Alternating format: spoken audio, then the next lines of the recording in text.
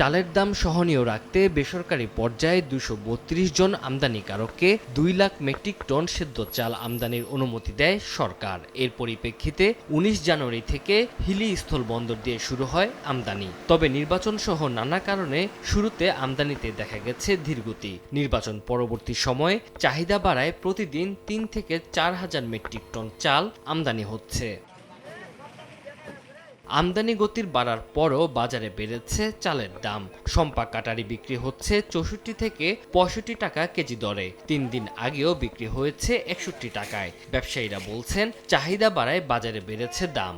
আগে চাউলের রেট ছিল ৬০ টাকা ৬২ টাকা, এখন হচ্ছে চাউল ঢোকা মানে বন্ধ শেষ দিকে, তো এখন দাম চাচ্ছে ৬৬ টাকা ৬৫ টাকা, এর মধ্যে বেচা কেনা হচ্ছে। এখন 10 তারিখের পর আমদানি আর হবে না, এই জন্য যারা ইনপুট করে ওরা দাম বেশি চাচ্ছে। চালটা আগামী 10 তারিখে বন্ধ হয়ে যাবে, আমদানি বন্ধ হয়ে যাবে।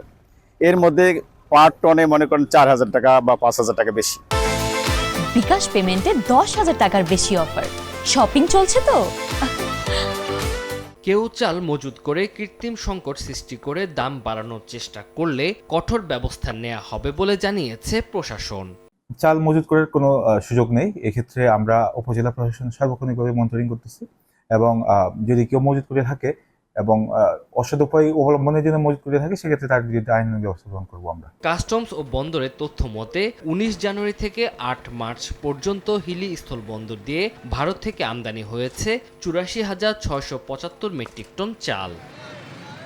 সময় সংবাদ, হিলি।